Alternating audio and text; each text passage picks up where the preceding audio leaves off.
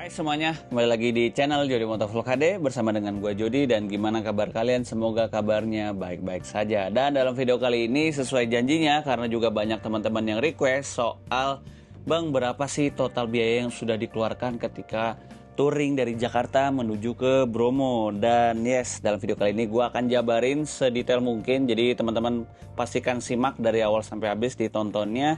So kalau begitu, enjoy the video. Buat teman-teman yang lagi cari motor, part modifikasi motor, atau aparel motor second tapi berkualitas, langsung aja cek akun Jody Motoshop. Solusi one stop shopping online terpercaya, dijamin original dan pastinya harga juga bersaing.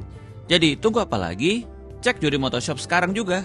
Happy shopping. Pertama kita mulai dari rute kali ya, karena soal rute ini juga nggak kalah pentingnya selain kita bicara biayanya gitu kan. Kenapa rute juga gua bahas di sini? Karena pengeluaran atau biaya yang kita keluarkan itu juga berdasarkan rute yang akan kita lewatin. Jadinya gua bahas juga di sini. Pentingnya memilih rute itu juga menurut gua untuk melancarkan perjalanannya juga gitu. Nanti ketika kita ngelewatin jalanan tersebut sampai akhirnya kita sampai di checkpoint atau di tujuan. Dan untuk soal rute sebenarnya ini juga udah gua spill juga sih di video episode pertamanya ya. Jadi kalau soal rute memang gua lebih memilih jalur selatan yang dikombinasikan akhirnya dengan jalur utara ya. Jalur utaranya di Pulau Jawa. Jadi kayak mulai ngambil selatan, habis itu tengah, habis itu ke utara gitu loh. Kita itu sebenarnya kalau kita bicara soal rute itu juga harus menentukan berapa lama kita akan pergi touringnya. Dan kebetulan kita itu pergi touringnya kurang lebih 4 hari aja nih guys. Nah masalahnya kalau misalnya kita mau langsung full day langsung berangkat itu kayaknya terlalu jauh. Karena mengingat Jakarta Bromo menurut ya jalur yang udah kita pilih itu totalnya kurang lebih ya 800 sampai 900 km gitu kan. Kayaknya nggak mungkin kalau misalnya kita gas full day dalam seharian sampai akhirnya sampai di Bromo. Pasti terlalu beresiko dan ya gue nggak yakin juga sama gue punya stamina. Begitu juga dengan teman-teman gue. Jadi akhirnya kita bagi 2 hari untuk keberangkatannya. Dari 2 hari ini otomatis kan bisa dibilang kayak kita bisa ngebagi 2 lah gitu kan. Ngebagi 2 dalam artian kalau misal kita full langsung Jakarta Bromo itu kurang lebih 900 kilo. Kalau dibagi 2 ya kurang lebih 450-an kilo gitu kan. Karena kita berangkatnya itu juga kayak pagi buta gitu ya, kayak benar-benar tengah malam jam 1 pagi dari Jakarta tuh sampai akhirnya kita jalan. Gua tuh mikirnya kayak nanggung aja sih, karena pasti kita sampai checkpoint pertama mungkin agak sorean gitu, karena kita berangkatnya tengah malam gitu kan. Harusnya bisa nyampainya lebih cepat, makanya itu gua putusin untuk hari pertama itu kita fullin tuh sampai dengan 600 atau 700 kilo lah. Gua itu memutuskan untuk dari Jakarta sampai Bromo itu kita bagi 2, dan untuk checkpoint hari pertamanya itu kita berhentinya di Sragen. Kalau misalnya kita berangkat dari Sragen terus menuju Bromo itu harusnya nggak jauh-jauh banget karena cuma memakan 300-an kilo aja gitu kan. Jadinya dari Jakarta Sragennya nih yang kita benar-benar push untuk sebisa mungkin kayak untuk menuju Bromonya nanti di hari kedua itu lebih nyantai. Ya baik lagi kalau kalian touringnya ramean pastikan juga kalian tuh kayak jangan mikirinnya diri sendiri, tapi ya kalian juga harus ngelihat nih orang-orang yang lain ini kira-kira sanggup gak. Jadi kita harus lebih peka aja sih, dan itulah yang gue suka juga ya dalam pertouringan. Jadi membuat kita tuh lebih peka terhadap kondisi orang yang mungkin siapa tahu memang lagi butuh berhenti atau butuh istirahat atau lapar dan lain-lain. Oke, jadi itu kalau soal rutenya lah ya. Teman-teman juga udah punya gambaran. Untuk rute kalian bisa langsung cek sendiri. Dan selanjutnya itu adalah bicara soal penginapan. Dan penginapannya sendiri kalau untuk gue pribadi gue memikirnya begini sih, karena memang ini kan touring ini gue yang ngatur, gue yang planning juga gitu kan.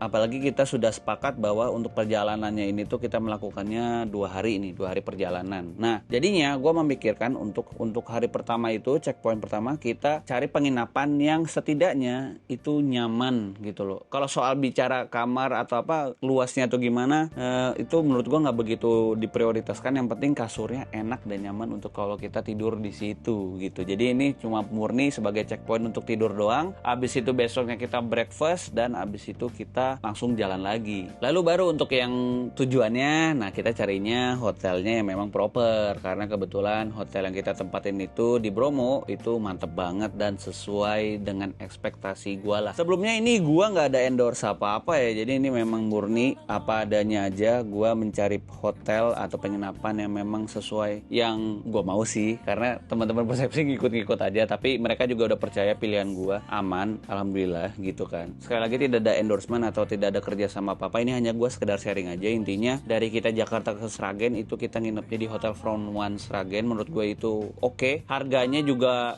not bad gitu, karena kita pilihnya yang sekedar kamar reguler gitu. Kalau per kamar itu bisa 2 orang dan harganya 350 ribuan. Jadi kalau misalnya ada 2 orang bagi 2 aja gitu kan. Jadi hitungannya murah lah dengan segala fasilitas yang mereka punya. Jadi mantep di situ. Lalu untuk yang keduanya nih, hotel yang di Bromonya itu adalah Hotel Art Hotel Cabin Bromo, dan menurut gua itu salah satu hotel yang bagus di Bromo. Tapi perlu kalian tahu, jadi hotel itu memang sudah di kawasan Bromo. Jadi pasti kalian akan memasuki kawasan Bromo dan harus bayar. Kalau misalnya lewat yang rute gue itu kalian 2 kali bayar. Per orang itu mungkin 35 sampai 40 ribu dengan kendaraan motor, tapi kalau mobil gua kurang tahu ya. Oh iya, sama satu lagi, jadi waktu itu gua pesan tiket Bromonya on the spot ya, jadi bukan pakai online. Bahkan gue baru tahu kalau misalnya bisa online pesennya. Mau yang aman sebenarnya lewat jalur yang kita lewatin sih, itu karena sudah full aspal, dan ya akses ke hotelnya sih memang ada sedikit off-road tapi nggak signifikan lah. Bicara soal hotelnya sendiri, Art Hotel Bromo ini kita kebetulan kan 2 malam.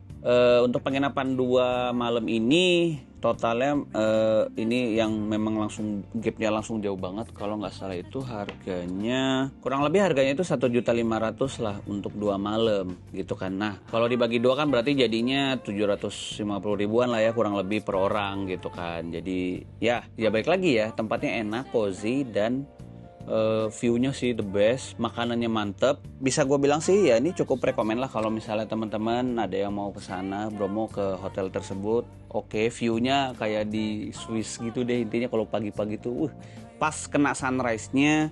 Terus juga yang pengguna mobil itu oke banget bisa, karena ternyata aksesnya bisa langsung keluar tol, langsung lewat jalur Loembang itu. Jadi sangat dekat sekali gitu kan. Dan plusnya lagi kenapa gue pilihnya di situ karena akses menuju ke kawah Bromonya atau ke pasir Bromonya itu sangat deket banget. Jadi udah tinggal langsung turun aja dan nggak perlu bayar-bayar lagi. Jadi ya intinya enaknya di situ. Dan kalau misalnya teman-teman ada keperluan apa, pengen beli ya kebutuhan esensial, bisa minta tolong sama pegawai hotelnya gitu sih. Jadi itu aja sih kalau soal penginapan. Lalu berikutnya soal bensin, dan yes bensin. Karena kita mostly rata-rata menggunakan motor besar, tapi ada 1 orang yang menggunakan X-Max, ya pasti hasilnya rata-ratanya akan mirip-mirip ya kalau soal konsumsi BBM. Yaudah kita ngomonginnya gue aja. Kalau gue tuh berangkat sampai intinya sampai itu gue sudah menghabiskan bensin doang kurang lebih 1,3 ya, termasuk gue isi full tank dari berangkat ya. Karena gue tiap kali berhenti itu gue selalu ngisinya 100 ribu, 150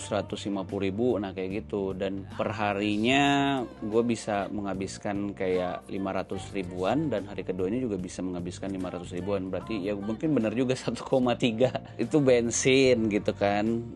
Karena kita ketemu jalanan yang memang variatif, ada yang kosong, ada yang macet, ada yang padat, ada yang rame lancar, ada yang memang kita sepi tapi harus pelan. Jadi gimana kondisi tangan aja. Kalau tangan yang sekolah sih harusnya relatif aman. Dan kebetulan motor gua itu ada beberapa riding modes. Gua pakainya riding modes yang paling ramah lingkungan yaitu yang mode wet. Jadinya tenaganya tuh nggak 100% keluar. Harusnya sih lebih irit. Jadi segitulah kurang lebih iritnya. Jadi itu kalau soal bensin. Lalu berikutnya adalah soal water break. Nah, tiap kali water break ini juga pasti kan kita mengeluarkan duit gitu kan. Dan pasti water break ini adalah biasanya kita suka beli jajanan. Entah itu beli minuman atau cemilan atau mainan. Karena gue waktu itu beli mainan Hot Wheel. Nih, gue bawain mainannya Hot Wheel ya. Motor sih, HW Moto.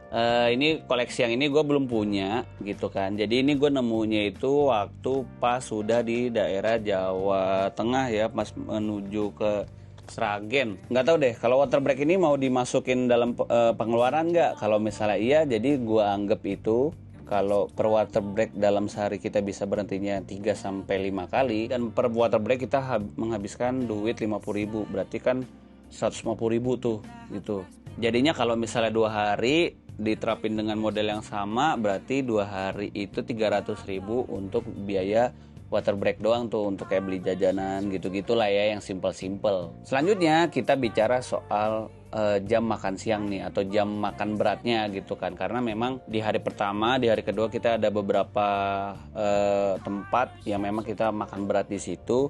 Untuk hari pertama kita sempat makan beratnya itu di daerah Banjar, lalu makan siangnya itu kita makan di daerah Banjarnegara situ, dan yang terakhir kita makannya di daerah yang antara Gunung Merapi sama Gunung Merbabu itulah, kita makan malam di situ, makan pecel. Dan kalau misalnya dihitung pengeluaran juga per makan beratnya itu per orang 50.000 lah, udah sama minuman. Anggap aja per orang 50.000 berarti sama aja ya, kayak water break juga gitu ya ujung-ujungnya ya, karena namanya soal makanan gitu biasanya kita kayak langsung ngambil, tapi biasanya nggak nyampe lebih dari 50.000, kecuali yang ngebayarin seperti kayak teman kita Bapak Aldi, memang loyal sekali ya membayarkan kita untuk makan gitu ya, gokil. Nah sebenarnya kalau hari kedua itu kan kita sudah sarapan di hotel ya, berarti itu nggak termasuk, berarti kita cuma makan siang sama makan malam, berarti 100.000, berarti ya 250.000 ya untuk makan doang tuh. Tapi sebenarnya kalau kita bicara soal pengeluaran buat makan, ya hari ketiga sama hari keempatnya ketika kita di Bromo, ya sebenarnya ada sih guys. Jadi kan waktu kita di Bromo pun juga kan kita juga sempat ke warung-warung tuh, dan itu sebenarnya kita juga sempat makan dan ada pengeluaran buat jajan juga. Begitu juga dengan hari saat kita pulang, kita juga kan sempat makan juga, ya kan, masa nggak makan. Jadi ini bisa dibilang adalah video pengeluaran ketika kita menuju ke Bromo tuh totalnya berapa sih gitu. Oke, lanjut kita memasuki biaya towing. Nah kalau untuk biaya towing, karena kita kan memang pulangnya itu nggak naik motor lagi nih, karena kebetulan teman-teman yang lain termasuk gua pun juga ada aktivitas atau kerjaan yang memang harus cepat sampai ada di Jakarta, karena ya kita punya 4 hari kosong. Nah setelah 4 hari itu gue itu lusanya tuh langsung ada job lagi guys. Jadi gimana caranya gue langsung harus balik, dan teman-teman juga sama, dan pada sepakat juga karena memang kalau riding lagi capek gitu kan. Kalau gue sih sebenarnya gas aja kalau waktunya kosong gitu, pengen gue. Jadi untuk towing kita itu kan total ada 10 motor, dan 10 motor ini mostly moge. Jadinya kita itu akhirnya menemukan harga terbaiknya itu di angka 12.500.000. So itu untuk informasi soal towing. Dan terakhir kita bicara soal tiket pesawat ya, tiket pesawat sama tiket travel sebenarnya. Karena gini kan, kita pulang itu naik pesawat. Nah dari hotel menuju bandara itu sebenarnya kita naik travel, jadi itu udah satu paket tuh. Cuman untuk pembeliannya beda ya, maksudnya jadi travel sama tiket pesawat kita belinya sendiri karena untuk mencari best price. Dan kebetulan untuk travelnya sendiri dapat harga yang oke sih sebenarnya. Jadi satu mobil isi 15 orang itu kalau untuk cuma sekedar nganterin dari titik A ke titik B, kebetulan kita dari hotel ke Bandara Malang, itu kan cuma memakan waktu kurang lebih 4 jaman lah ya, 4,5 jam. Itu cuma 1,2 udah termasuk sama tol. Jadi itu good deal sekali. Lalu untuk tiket pesawat ada yang memang tujuan akhirnya itu di Bandara Halim, sama ada yang tujuannya di Bandara Cengkareng ya, di Soekarno-Hatta situ. Intinya kalau yang gua urus ya, anak-anak persepsi ini yang gua urus dalam proses pembayaran semuanya ini, khususnya untuk tiket pesawat. Intinya kita itu akhirnya per orang 1,3 juta guys. Jadi ya carinya pasti yang kalau ada yang lebih murah kenapa tidak. Dan akhirnya ya udah, itu sudah mentotalkan semuanya. Kalau misalnya kita total dari awal sampai akhir untuk semua pengeluaran, jadinya itu per orang gue habis 6 juta. Iya 6 juta berarti per orang. Ya itu udah semua tuh, kurang lebih 6 juta. Kita melakukan trip dari Jakarta sampai Bromo 4 hari 3 malam. Kalau kita ada 10 orang berarti 6 kali 10 60 juta tuh. Wow. Sebenarnya hitungannya menurut gue sih make sense loh. Harusnya sih harga segitu karena kita mungkin menggunakan motor moge ya. Tapi kalau menggunakan motor cc kecil harusnya bisa lebih murah, nggak nyampe segitu. Apalagi soal bensin pasti bisa langsung dipres banget gitu kan. Dan sebenarnya pun juga alhamdulillah kita tidak menemukan biaya-biaya yang bikin kita boncos tuh, enggak. Karena kita tidak ada human errornya di situ, tidak ada. Kita tidak ada pengeluaran yang ternyata harus kita keluar banyak karena masalah motor atau masalah kesehatan. Alhamdulillah tidak ada, karena memang semuanya sudah kita prepare. Baik lagi ya, gue tiap kali touring pasti gue belajar lagi, gue evaluasi lagi rencana gue, planning gue setiap kali gue touring, apa aja yang perlu dibenahi, apa segala macam. Dan alhamdulillah gue makin kesini juga ya makin rapi lah gitu, jadi makin mantap. Ketika misalnya gue touring rame-rame, gue tahu nih gitu. Cuman kuncinya kalau touring rame-rame itu kita perlu tahu kita nih touringnya dengan siapa gitu, dengan orang yang seperti apa, karakternya gimana. Karena menurut gue itu menentukan pengeluaran juga loh. Jadi itu sih salah satu key pointnya juga ya, jangan dianggap remeh lah. Oke, paling itu aja guys, semoga informasinya berguna. So ya, habis dari video ini akan seperti biasa gue mencoba untuk ngevlog lagi. Yang pasti vlog-vlog seputar Ramadan ini memang gue pengen lebih informatif aja lah intinya. Jadi kalau begitu, terima kasih banyak yang sudah menonton. I'll see you in the next video. Bye bye. Peace.